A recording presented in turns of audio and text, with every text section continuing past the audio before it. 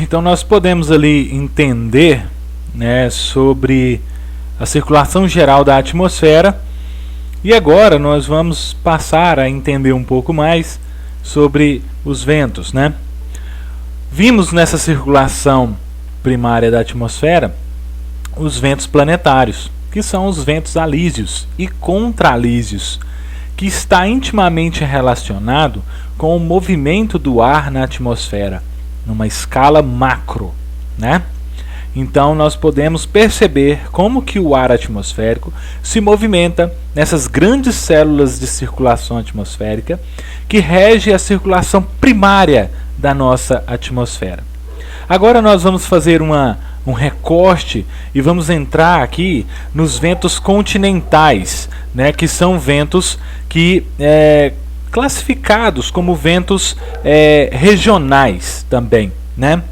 E a gente vai poder aprender um pouquinho mais sobre eles, compreendendo como que se formam e quais os tipos mais frequentes, né, que acontecem.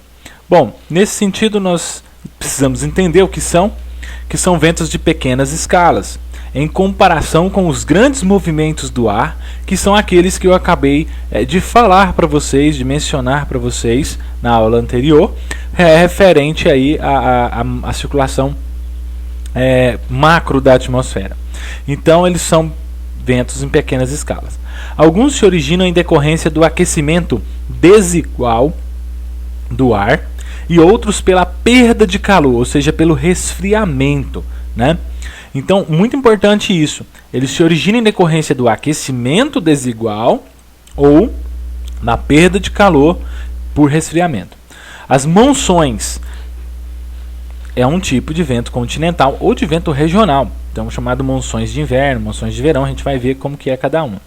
As brisas marítimas continentais são mais ligadas a uma escala de vento local, né? Se a gente pegar a escala climática em que se aplica as brisas, numa escala local. As monções numa escala regional, mas todos são ventos continentais, tá?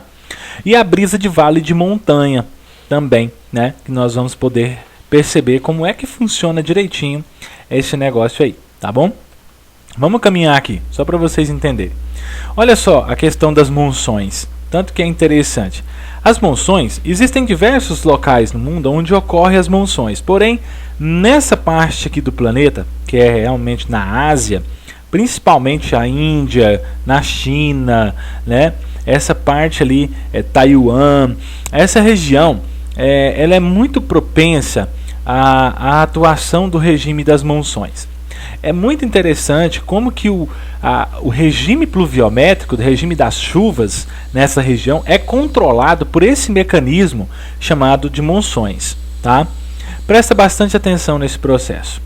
Olha, aqui você percebe aqui um centro, né? Ou seja, uma imagem que está mostrando aqui o continente asiático, parte do continente asiático, o africano está aqui, né? Vou pegar meu laserzinho aqui para ficar mais legal. E aqui você tem sobre a Ásia, tá vendo? Nós temos um centro, né, de maior pressão, ou seja, uma massa de maior pressão aqui.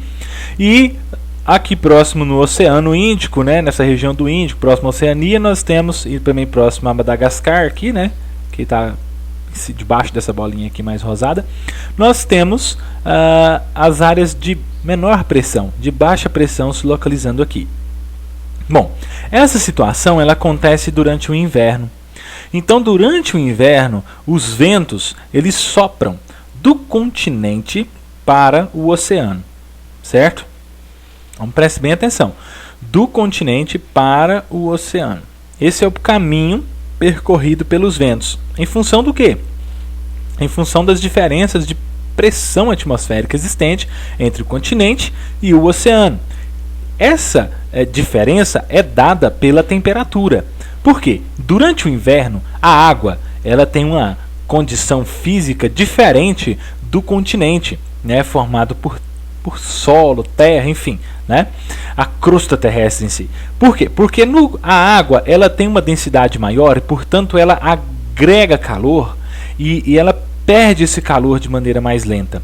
E, além disso, nós temos as correntes marítimas que se deslocam, né? As correntes frias saindo, né, das regiões polares em direção ao Equador e as correntes quentes, as águas mais aquecidas, se deslocando, né, em direção aos polos. Então, o oceano, nesse momento no inverno, a água do oceano, ela possui uma temperatura maior do que o continente.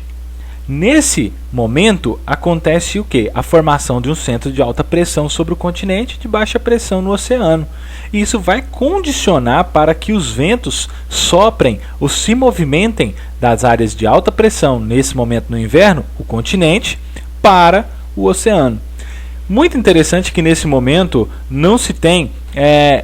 não é que não chove, mas o regime de chuvas aqui é muito escasso nesse momento. Prevalece as temperaturas mais baixas, entradas das frentes frias vindas do Polo Norte, nessa região aqui. No entanto, o volume de chuva precipitado nessa época do ano é baixíssimo, em função desse processo, ou seja, desse evento chamado de monções, que é a monção de inverno. Bom, aqui nós vamos ter inverso agora, que é a monção de verão. Durante o verão, né, o hemisfério norte ele recebe mais radiação solar. No entanto, o continente ele é mais aquecido do que as águas do oceano, certo? E sobre o continente agora vai se formar um centro aqui de baixa pressão atmosférica, que vai dominar sobre o continente. Em contrapartida, o oceano está mais frio que o continente. No oceano vai então prevalecer os centros de alta pressão atmosférica. O que vai acontecer? Vai mudar a lógica do movimento dos ventos, a direção desses ventos, que antes soprava do continente para o oceano e agora, durante o verão, nessas condições que eu acabei de citar, vai soprar do oceano para o continente, correto? Nesse sentido, então, nós vamos ter aqui as monções de verão. Nesse momento, quando os ventos estão soprando do oceano para o continente, eles estão levando umidade, vapor de água, né, oriundo do oceano. Vapor de água que evaporou do oceano, né, compôs a atmosfera aqui e está sendo carregado, levado, transportado para o continente. Ao entrar em contato aí no continente, né, com as condições de temperatura e de outros elementos, acontece que há a formação de nuvens e também, né, um regime de chuvas mais acentuados durante o verão nessa região da Ásia, né? Inclusive, existem anos em que há volumes de chuva muito elevados aqui nessa região, que chega a provocar inundações, enchentes, desastres naturais, principalmente na Índia, na China, onde sofrem bastante com chuvas torrenciais durante o verão, em função desse processo aqui das monções. Bom, a gente pode concluir, olhando esses dois exemplos, de que as monções é um importante mecanismo que rege o regime de chuvas na Ásia, né? Sendo durante o inverno um momento em que há uma redução brusca desse volume de chuva, e o verão um momento em que nós temos aí o maior volume de chuva sendo precipitado sobre essa região. Isso demonstra uma sazonalidade dessa chuva, né, muito próximo e muito parecido com o que nós temos aqui no Cerrado, no centro-oeste do Brasil, né? No entanto, o mecanismo que rege o período chuvoso para nós aqui, né, não é as monções, mas aí é outro mecanismo, é outra dinâmica atmosférica que atua sobre essa região na qual nós aqui residimos, certo? Então é isso, vamos caminhando mais para a gente poder nos adentrar aqui a outras questões que são também muito importantes, correto? Bom, então entendemos aí o que seria esses ventos, né, chamados então de monções, e aqui nós vamos partindo aqui para uns exemplos dos ventos ciclones. Que são ventos ciclones? Então são ventos que sopram de forma circular em torno de áreas de baixa pressão. Olha só, forma circular. Esse é o segredo para separar o que são os ventos ciclones dos demais. Como o próprio nome diz, né, os ventos que sopram em torno de si mesmo, né, de forma circular, em áreas de baixa pressão atmosférica. Existem os chamados ciclones tropicais que formam-se geralmente no verão e começo do outono, sendo suas principais áreas de atuação a América Central, os Estados Unidos e a Ásia. Bom, no Brasil, nós tivemos já registros, né, de ciclones tropicais, né, ocorrendo aqui. Um exemplo foi o Katrina, né, que ocorreu há um tempo atrás na região aí sul do Brasil, né, que atingiu parte da região do litoral sul. E é importante observar que os ciclones ele tem um poder de atuação, assim como os furacões, e aí a gente vai perceber que furacão e ciclone é praticamente a mesma coisa. O que diferencia é o tamanho do fenômeno, né, para receber o nome de ciclone ou de furacão. E a gente vai perceber que eles não são muito frequentes aqui na América do Sul, né? Até mesmo pela própria configuração, pela questão do oceano, da dinâmica dos centros de alta e de baixa pressão, que existem aqui para nós. Então, nessas outras regiões que eu citei, eles são mais frequentes, tá bom? Bom, os tornados. Tornados também são ventos ciclones de menor proporção, né? Porém, é bastante destrutivo. Os tornados, principalmente no estado do Kansas, nos Estados Unidos, é uma área onde ocorre bastante tornados. Na Argentina também, na região de Córdoba, na parte norte, noroeste da Argentina, você tem também uma área muito propícia à formação de tornados. Mas nos Estados Unidos é muito comum, né? Você vê isso em alguns estados. E tem um potencial destrutivo enorme, né? São ventos que destroem mesmo, vem junto com tempestades, e junto dessas tempestades uma condição de baixa pressão atmosférica favorece a formação de tornados em torno de uma nuvem de tempestade que, ao tocar o solo, né, ele promove uma destruição muito grande. Aí passa a fazer aí, um estrago por onde ele caminha. Então, um problema mesmo, né? E é muito conhecido, tem filmes aí, a parte da ficção científica já fez coisas que já, né, nos mostraram e deixavam a gente assim espantado vendo alguns filmes que tratavam justamente de tornados, né, que gerava toda uma destruição em função, né, do problema que já é gerado na realidade mesmo, né? O filme é baseado num fato que existe, né? Num fato real, pelo menos esse que eu estou falando aqui dos tornados. Existe um filme muito famoso chamado Twister, é um filme antigo, mas que retratou muito bem a ideia dos tornados aí nos Estados Unidos. Quem tiver a oportunidade de assistir, até para divertir um pouco nessa quarentena, né, assista. É um filme um pouco antigo, talvez vocês mais novos não tenham assistido ainda. É um filme bacana, é legal de ver, né? É muito bom. E também no YouTube, se você entrar, você vai ver diversas reportagens. Existe uma reportagem muito interessante que foi feito, se eu não me engano, no Fantástico, que trabalhou com os caçadores de tornados nos Estados Unidos, né? E também uma reportagem agora mais recente sobre os caçadores de tornados aqui na América do Sul, na região da Argentina, como eu disse para vocês. E é difícil prever isso aqui, porque você consegue prever um tornado com poucos minutos antes dele acontecer, porque é uma condição muito rápida, né, na atmosfera, numa escala bem local mesmo, tá? Vamos caminhando. Aqui nós temos um exemplo, o ciclone Katrina no Atlântico Sul, né? E aí eu peço para observar o sentido, porque é interessante, né? Que olha aqui nós temos o furacão Isabel no Atlântico Norte. É interessante porque que ciclone e furacão sempre recebe, principalmente ciclone, né? Recebe nome de mulher, né?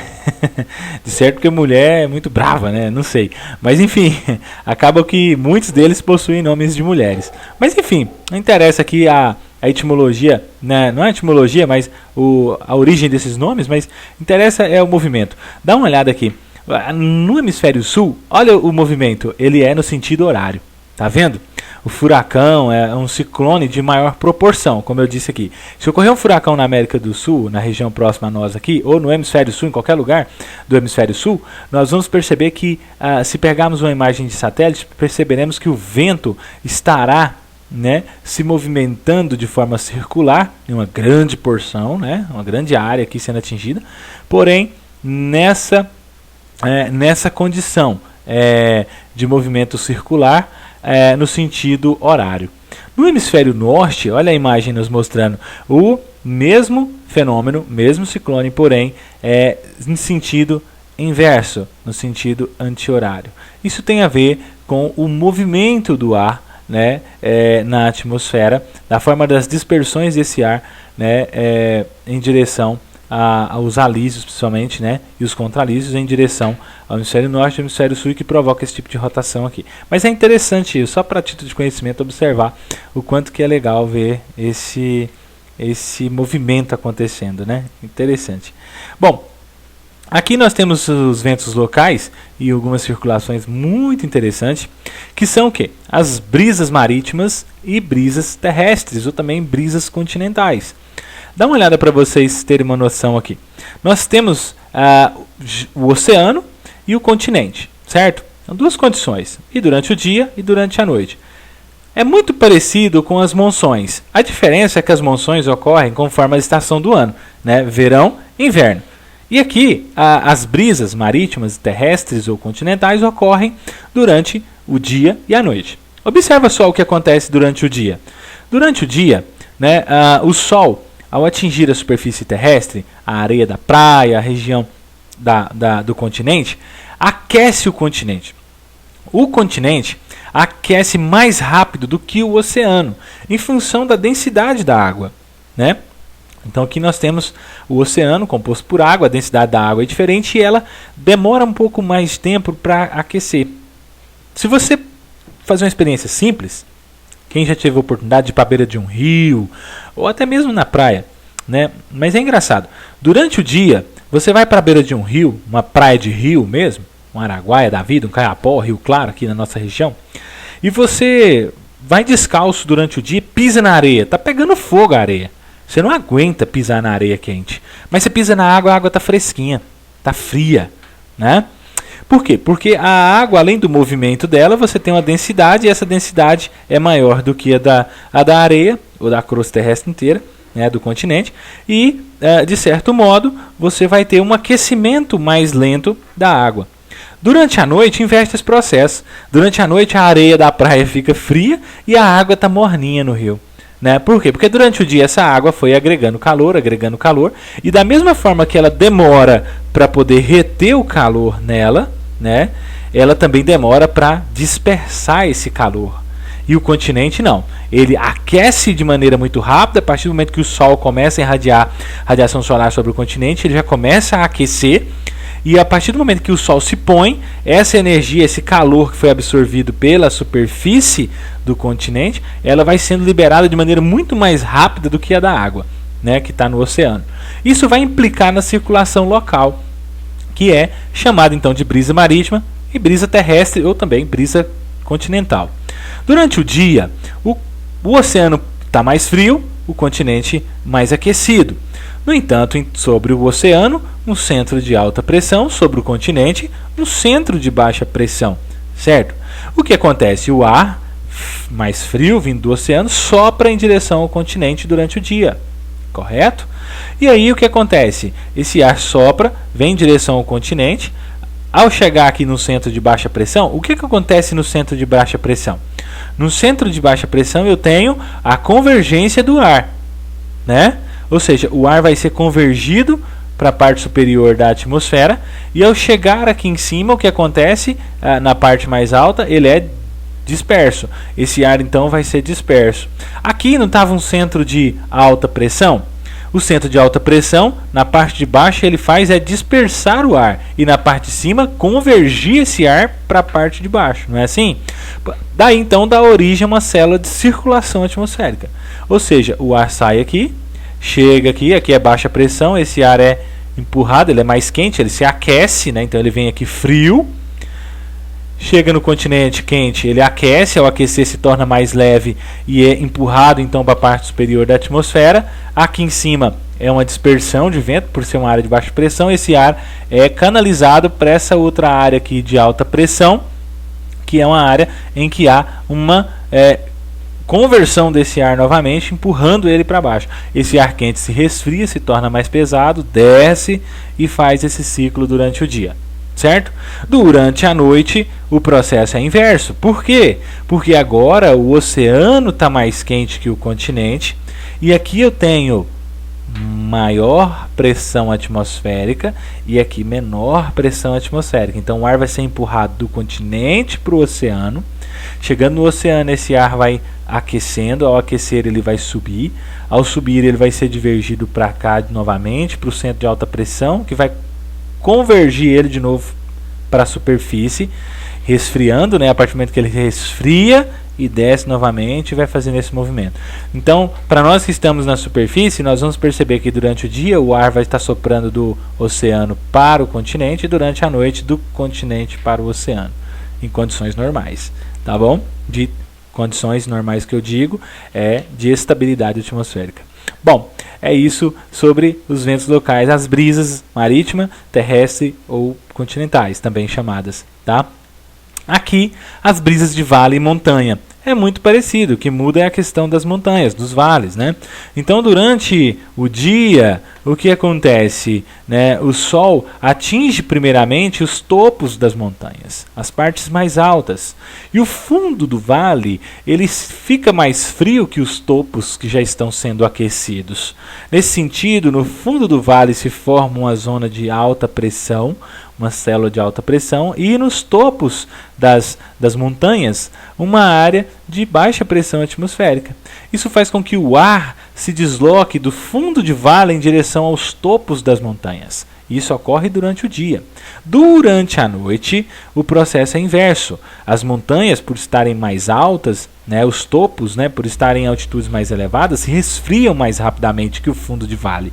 E aí o centro de alta pressão passa agora a se localizar nos topos dessas montanhas, fazendo com que o ar se desloque do topo, do alto das montanhas, para o fundo do vale, né? Então isso que nós estamos citando é a brisa de vale e de montanha, certo? É importante a gente estar com esses conceitos bem definidos na nossa cabeça, que vai nos ajudar demais a entender esse conteúdo, ok? Esse é o movimento que ocorre entre dia e noite. Está ligado exatamente à mudança das condições de temperatura, que condiciona a pressão atmosférica, e a gente vai ter um movimento diferente em relação ao dia e à noite, tanto para a brisa de vale de montanha, quanto para aquela anterior que nós trabalhamos, que é a brisa marítima e continental, né? Quanto já nas monções, não é um intervalo de tempo, não é dia, mas sim de estações, né, do ano, porque estamos tratando de uma escala regional, de um movimento que ocorre de maneira diferente, né, de uma escala espacial muito maior do que essa que estamos trabalhando, que é uma escala local.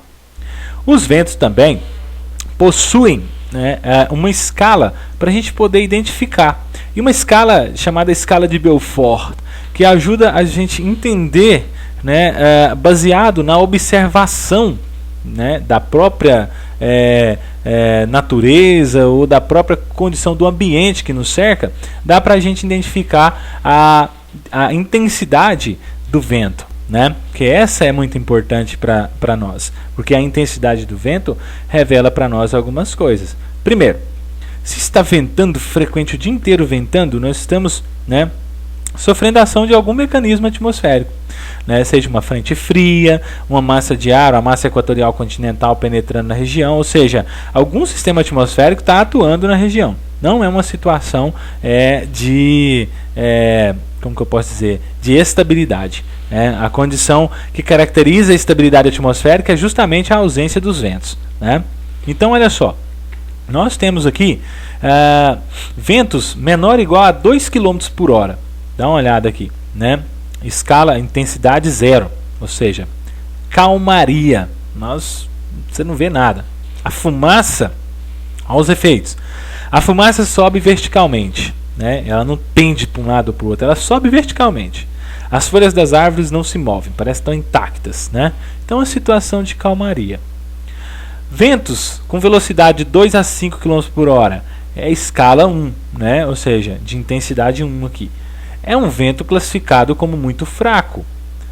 Qual os efeitos na paisagem para poder observar? A direção do vento é mostrada pela inclinação da fumaça. Então, se estiver queimando alguma coisa, você vê a fumaça pendendo para uma direção. Os pequenos galhos de uma árvore se movem lentamente. As gramíneas altas, como as braquiária, né, nos pastos, né, elas se inclinam suavemente, né? Então você tem, a partir desses elementos aqui citados e dos efeitos aqui demonstrados, dá para definir a intensidade. Ventos de 6 a 12 km por hora, né? Escala 2 é um vento fraco. Vento fraco, árvores isoladas até 5 metros, elas se inclinam suavemente, os galhos se movem de forma mais suave. Você começa a sentir o vento contra o seu rosto. Pequenos galhos da vegetação passam a se mover, né? Então você está tratando de um vento fraco que está numa intensidade aí de uma velocidade entre 6 a 12 km por hora. Depois, nós temos o vento, né, com velocidade 3 a 20 km por hora, que é um vento classificado como nível 3 e é chamado de vento suave. Árvores até 5 metros, elas se inclinam. Ramos maiores, né, são sacudidos. As copas das árvores, bosques densos, né, elas se movem, né? Você vê a árvore, né, os galhos maiores se movendo. Então nós estamos tratando de um vento de velocidade entre 3 a 20 km por hora, um vento suave.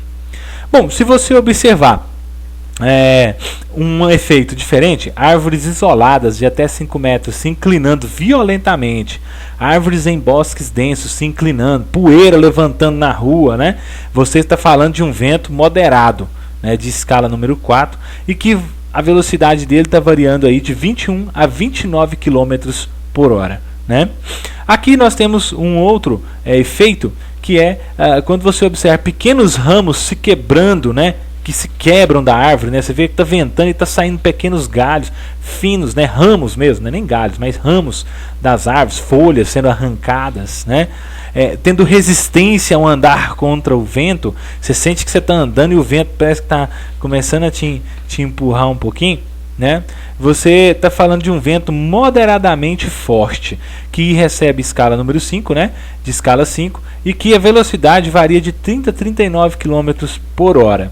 Depois, nós temos aqui outro efeito, que é árvores são danificadas, né? Quebrando galhos, você está com dificuldade de andar contra o vento, não é resistência, mas já tem dificuldade de andar contra ele, né? Pode haver danos nas construções, telhas sendo arrancadas, árvores sendo derrubadas. Bom, aí nós estamos tratando de um vento de intensidade, né, forte, né? E que pode variar aí a sua velocidade entre 40 e 60 km por hora. Então um vento de 40 a 60 km por hora já traz problemas gravíssimos para nós, né? Derrubada de árvores e consequentemente essas árvores podem cair em cima de carros, em cima de casas, danificando esses móveis e imóveis, né?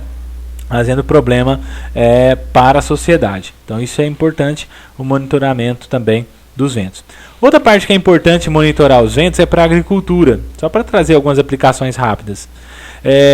O pessoal planta milho, por exemplo, que é uma espécie que produz, né, uma vegetação um pouco mais alta, né, e fica exposto à ação do vento. Se der uma rajada de vento muito forte, como é o caso aqui, né, pode quebrar a plantação de milho, né? E aí o produtor tem uma perca violenta, né, em termos financeiros. A maioria geralmente faz seguro das lavouras, principalmente contra a questão de extremos climáticos, né, que podem acontecer.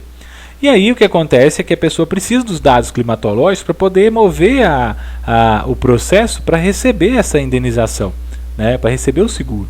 Então ele precisa provar que realmente naquela região houve um vento de intensidade tal, da direção tal, e que trouxe problemas para a plantação dele ali. Então aqui são exemplos simples, práticos, que eu estou tentando mostrar para a gente entender algumas questões importantes aqui, tá?